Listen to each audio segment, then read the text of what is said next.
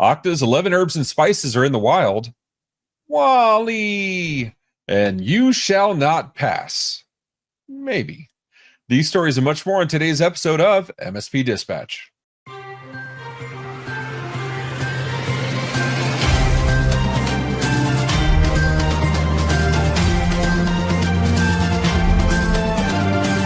This episode is presented by MSP GeekCon 2023, a conference for MSPs by MSPs. Occurring May 21st through the 23rd, 2023 in Orlando, Florida, this two-day event is built around the journey of technical growth from Tier 1 to Tier 3.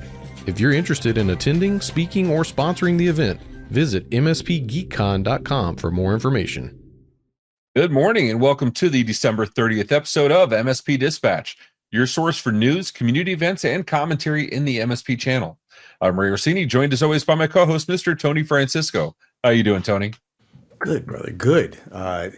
This is the last episode before next year. Next year.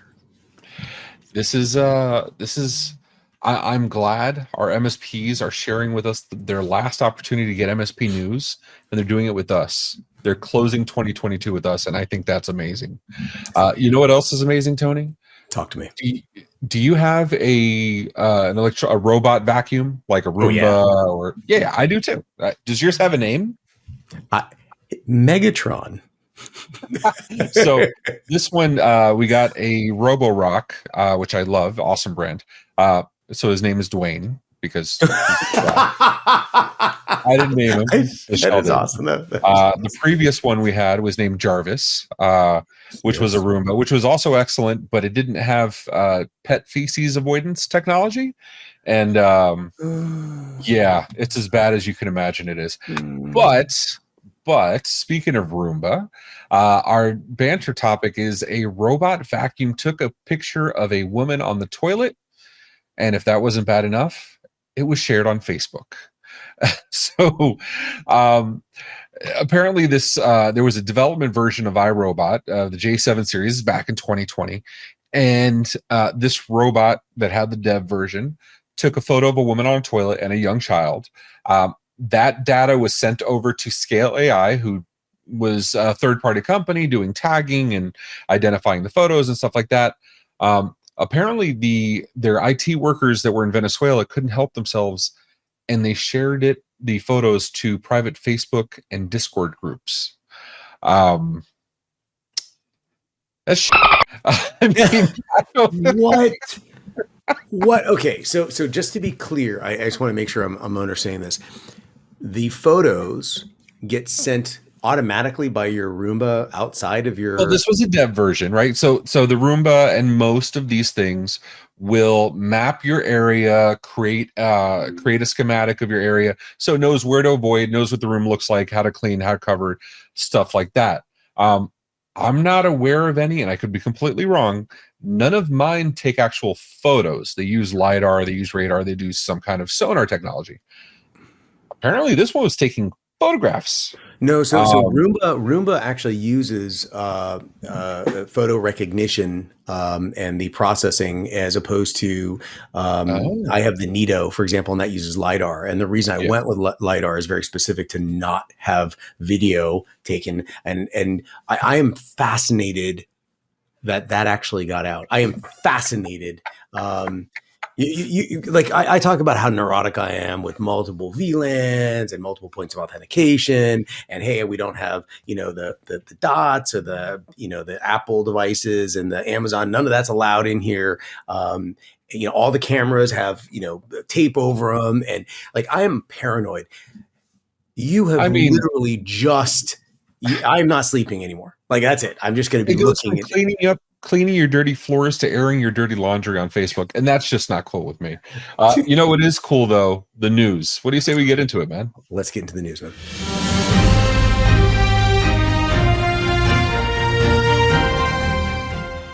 Jumping straight into our first story from bleepingcomputer.com. Okta, their code's been stolen, but the customer data is not impacted. Bleeping Computer has obtained confidential security incident notifications that Okta has been emailing to its security contacts as of a few hours ago. We have confirmed that multiple sources, including IT admins, have been receiving this email notification from David Bradbury, the company's chief security officer. Quote, upon investigation, we have concluded that access was used to copy Okta code repositories. Despite stealing Okta source code, attackers did not gain unauthorized access to the Okta service or customer data, says the company. Okta's HIPAA, FedRAMP, or DoD customers remain unaffected as the company does not rely on the confidentiality of its source code as a means to secure its services. As such, no customer action is needed. It's been a difficult year for Okta with its series of security incidents and bumpy disclosures. In December 2022, Okta-owned Auth0 disclosed a similar style incident. According to the authentication service provider, older Auth0 source code repositories were obtained by a third-party individual. March this year, data extortion group Labsys claimed it had access to Okta's administrative consoles and the customer data as it began posting screenshots of stolen data on Telegram. We covered that here on the MSP Dispatch. After stating it was investigating these claims, Okta shortly acknowledged that the hack being referred to had in fact occurred in late January 2022. That same week, Okta had admitted that it had, quote, made a mistake in delaying the disclosure of the hack that, the firm said, had originated at its third-party contractor, Sykes. Ray, there's a lot happening here, and all we hear is attacks from everywhere. Lions, tigers, bears, oh my. Talk to me. You ever see like Friday the 13th, right? There are 13 Friday the 13ths. It should have stopped at 4, but there are 13 Friday the 13ths. And while I absolutely love Jason X, aka Jason in Space, and Jason versus Freddy was a work of art, I would love to see a new movie. And it's the same with these security stories, these supply chain attacks, these exchange vulnerabilities, these lack of MFA to get into stuff, the social engineering, the LastPass stuff we covered. I'd very much like to stop hearing these stories. I mean, this kills me. It's like we didn't learn from the SolarWinds supply chain stuff, right? Now, to be fair, the theft of source code should not create a vulnerability in the actual protected data, right? The fact that you know how the software works doesn't mean you know that you can decrypt the data, because it should be irreversible cryptography, hopefully, right? Something like an elliptic curve crypto or whatever. But with that said, if you understand the software, you understand maybe how it works, and you understand maybe some other vulnerabilities before the data is encrypted, right? This goes back to the Twitch source code that was broken, that was stolen last year, I believe, or earlier this year, where it wasn't so much that you were stealing client data, it was that you were learning all the little gotchas and secrets and stuff on how Twitch works to leverage it to your advantage. And that's usually how these things happen. No different than a blue screen is usually a precursor. Crashing the system is usually a precursor to figuring out how to actually get access to the system. Whether it's a buffer overrun, or you're not doing proper garbage collection, or whatever you're doing in code. So I hate seeing these stories. I have nothing to add here. It just sucks that it keeps happening. Tony, do you have any wise words of wisdom?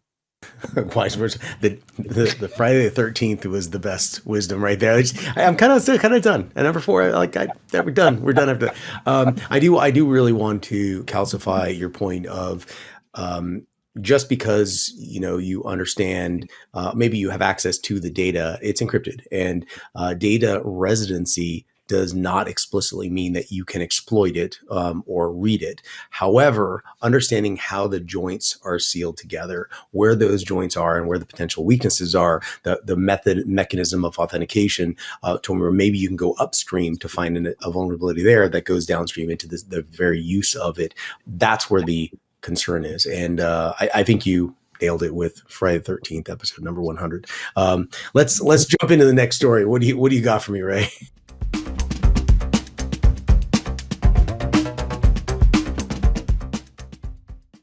Speaking of stuff that keeps coming back, but maybe in a good way, OpenAI releases Point E, which is like Dall-E, but for 3D modeling. Written by Andrew Tarantola on Engadget. OpenAI, founded by Elon Musk and behind the Dall-E text-to-image generator, announced the release of its newest machine, Point E. This produces 3D point clouds directly from text prompts.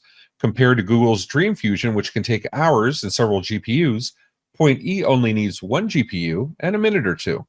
Text to 3D is an offshoot of the text to image research that leverages a large dataset of text and image pairs. This allows it to follow complex prompts. Text to 3D uses a smaller dataset of image and 3D pairs. If you were to import a text prompt, say a cat eating a burrito, Point E will first generate a synthetic view of 3D rendering of said burrito eating cat. It will then run that generated image through a series of diffusion models to create the 3D RGB point cloud of the initial image, first producing a 1024 point cloud model and then a finer 4096 point model. In a quote from the researchers, they said, "In practice, we assume the image contains the relevant information from the text and do not explicitly condition the point clouds on the text," the research team pointed out. Tony, ChatGPT can write your stories for you. Dall-E can create images for you. We talked about software startups using Midjourney to create the graphics for their website and marketing materials. And now maybe 3D printing's a little easier. Well, you and I have 3D printers. How cool is this? That's exactly it. You can now just say something and then it pulls up the 3D image and then you can print it. And if you don't have the printer, Bray will reach back and pull out the printer and be like, "Hey, I got that one too."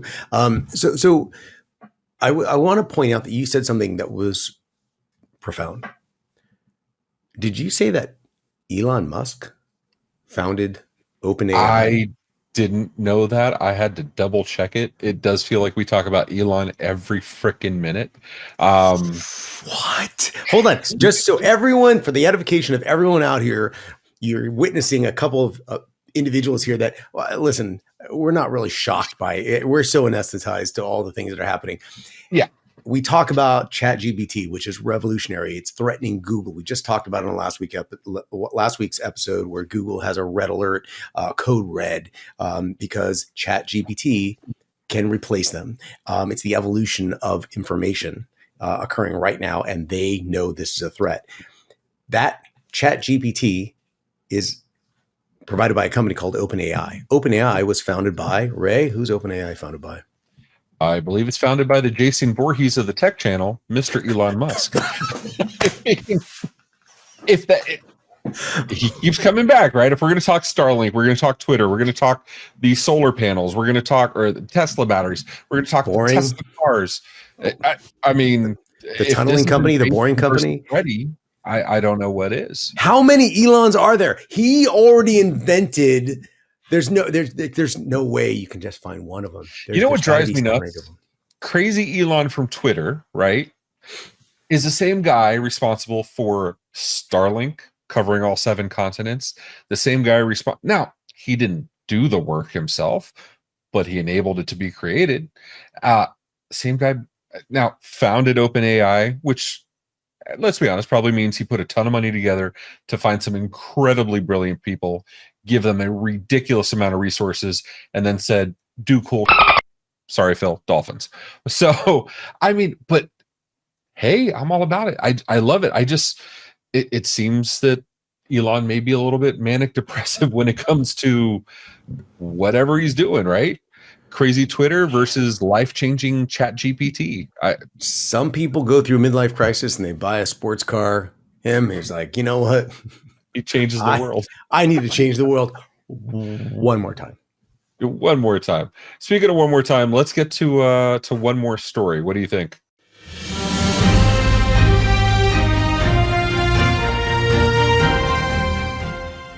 Jumping straight into my story from thehackernews.com, Microsoft details Gatekeeper bypass vulnerability in Apple macOS systems.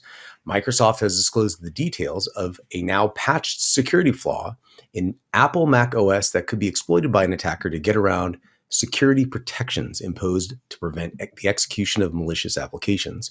The shortcoming, dubbed Achilles, CVE 2022-42821, and CVSS, score 5.5, was addressed by the iPhone maker in macOS Ventura 13, Monterey 12.6.2, and Big Sur 11.7.2, describing it as a logic issue that could be weaponized by an app to circumvent Gatekeeper checks. Gatekeeper is a security mechanism designed to ensure that only trusted apps run on the operating system. This is enforced by means of an extended attribute that is assigned to the files downloaded from the internet. When an unsuspecting user downloads a potentially harmful app that impersonates a piece of legitimate software, the Gatekeeper feature prevents this app from being run as it's not validly signed and notarized by Apple. The hacking method also circumvents Apple's new introduced locked down mode in macOS Ventura, an opt-in restrictive setting to counter zero-click exploits, necessitating that users apply the latest updates to mitigate the threats. Ray, Mac, OS, iPhones, I'm a huge fan of Mac. I love that Macs are becoming more of an SMB/enterprise play on a day-to-day. Oh, look at you. Yeah, I've got a stack of Macs right here. Look at this stack. You then are worried about ways to secure them and to manage them. Adigy does an amazing job at managing the Mac OS and the Mac devices out there, and it's not really addressed well in the Windows world, but that's the larger world out there. But huge plug to Adigy for that. This is one of those scenarios that completely circumvents all of the above because it's coming in straight from Apple and it's bypassing their Gatekeeper feature. And of all people, Microsoft says, hey, you might want to fix this, which was huge tip of the hat to Microsoft for addressing that to Apple, the one company. What are your thoughts on this? I think it's hilarious, given that last episode we just covered Microsoft signed drivers being the method for getting into, you stole my thunder. Oh my gosh. I mean, second set of eyes, third set of eyes, awesome. All for it. Truth of the matter is these things are going to happen. The fact that these companies are working together is the bigger takeaway here. It reminds me of the MSP community, right? Whether you have multiple MSPs possibly in competing markets or similar markets, the information sharing that happens in all the MSP communities raises the tide, to steal from MSP Geek and JFK's speechwriter before that. But it raises the tide of the community and our abilities. So I like to see that stuff happening. Now, the fact that Microsoft pointed out, hey, Apple, this is going on and being used for bypass, cool. I just wonder, how do you hedge against this, right? Like our job is as technologists, right? The MSP's job, TSP's job is to protect the client, is to put enough things in place to protect things. Apple devices are generally, like Chrome OS devices, are generally known as being inherently a bit more secure, not because the software is more secure, but because it's a smaller market, right? It's a smaller slice of the market that attackers aren't really going after. They're going after the low-hanging fruit, which is Windows. But Apple's known for locking this stuff down, and yet stuff like this happens. What would be the takeaway if you were trying to protect your client's network that was maybe Apple device based? Oh, first off, you should have a good Apple management system in place, hashtag Adigy. And then there are other tools out there. I just want to point out that there are other tools out there. There's a lot of great tools out there, but that happens to be one that is very respectful. I know individuals from there, and occasionally they share stories because they actually understand the relevance of the MSP Dispatch podcast, and they're very involved in the community. Get the tools necessary to manage these devices. And it doesn't matter what your play is. If it's a Windows shop, fine. Use Lighthouse, use the variety of tools that are available there. If you have Apple devices, which you do, you should have the tools in play to manage them correctly. in addition to all of that, stay up to date on the issues that may be outside of the swim lanes of all the tools that you use. And this happens to be one of them. But the common theme is stay up to date. Update your stuff. That's the common theme. And another common theme is using the mute button. When you use the mute button, it actually unmutes you sometimes. It was a bypass of my my audio system. Is that what it was? We've been hacked. We've been hacked again. Well, I was going to say, if you want to be abreast of this information, you should watch MSP Dispatch, where we give you this information as quickly as possible. Absolutely. Sometimes muted. Yeah, sometimes muted. Speaking of quickly as possible, let's quickly jump into the next story.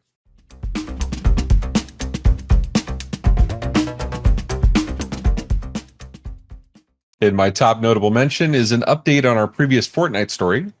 I'll let Phil hit that card. Written by Brett Molina for USA Today. An update on the Fortnite FTC settlement that occurred Monday. The settlement claim resulted in a $520 million fine to Epic Games. The FTC settled with Epic Games on Monday for their misuse of private data and deceptive practices. Parents who made an unauthorized credit card purchase in Epic Games Store between January 2017 and November 2018, or players that were charged V-Bucks, which is Fortnite's in-game currency, between January 2017 and September 22, can get a refund. The refunds also apply to players whose accounts were locked between January 2017 and September 2022. No instructions to obtain the refunds are currently available. The FTC will post updates on their website and email customers who paid for in-game purchases once the program is launched. And in my notable mention from macrumors.com, Apple has released 2 firmware updates for its AirTag item tracker since November. But at the time, the company didn't provide any information on what actually changed. Earlier this week, Apple finally updated a support document explaining what's new. According to Apple, firmware update 2.0.24 allows the AirTag owner to use precision finding to help locate an unknown AirTag with their phone. Also introduced in 2.024, if a user's iPhone is awake, a new notification alerts them to when an AirTag has been separated from its owner and is nearby, emitting a sound to indicate that it has been moved. It can then be tracked down by a sound or precision finding if the feature is available. Apple says that this change will also help if the AirTag sound is hard to hear or if the speaker has been tampered with. It's important to note that it's not possible to force an AirTag update. It is something that's done over the air through a connected iPhone. To make sure that the update happens, you can put your AirTag in the range of your iPhone, but you have to wait for the firmware to roll out to your device.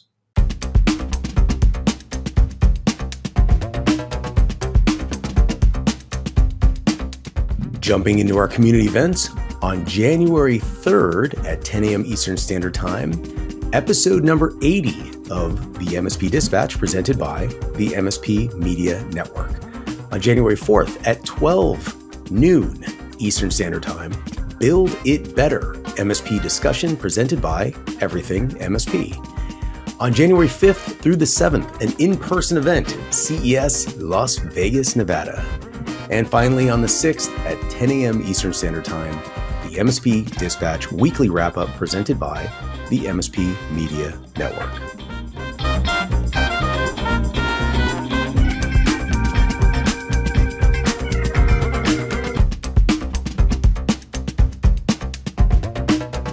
Today's episode of MSP Dispatch is brought to you by CyberDrain's Capture the Flag, a CTF oriented at system administrators and engineers instead of cybersecurity experts. This event is designed to test the skills of everyone in the MSP space so that they can show off what they can do.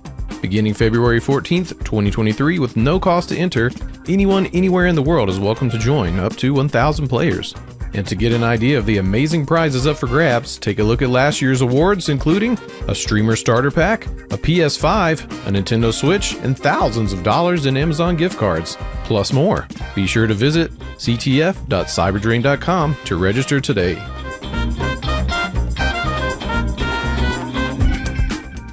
So, how'd you like today's episode? If you liked it, hit the thumbs up button. If you didn't, hit it 3 times. And if you want to hear more, go ahead and hit that subscribe button on the YouTubes or your favorite podcatcher. Did you know we also have a Discord where we post stories all week? You can propose your own stories and even vote on which ones we'll cover. As my friend Rich Banky says, make sure to tell a friend. Also, be sure to follow us on social media at MSP Media TV. Have questions? Email news@mspmedia.tv for answers on the next episode, or leave us a voicemail, 833-MSP-Network. Tony, if I had champagne, I would toast you. If I had a sparkly ball, I would drop it. This is the last episode of the year. It's been an amazing 79 episodes with you, sir. I appreciate you. And I appreciate the MSP audience that has stayed with us this entire time. And the new people that have grown and have joined our Discord. Amazing. You know what also happened? And for the MSP audience that has contacted me directly and expressed this to me, I appreciate it. I was always clean shaven. I have literally evolved to grow facial hair since being on the show with you. It is 100% attributed to you. So I just want to let you know that the merging is happening. The merging is taking place. We're becoming the same person. Yes. One day my eyebrows will be on fleek too. But with that, seriously, Happy New Year's to our MSP audience. We appreciate you. We appreciate every ridiculous comment and every update and feedback you've given us all this year. And we look forward to an amazing 2023. And for the last time in 2022, take care of yourselves and each other. See you next year, everyone.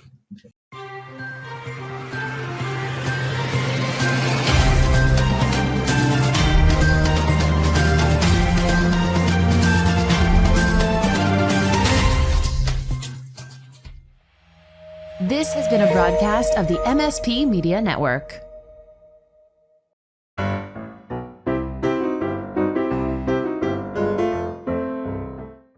Okta's 11 herbs and spices. Sorry, that was my phone. That was funny. Oh,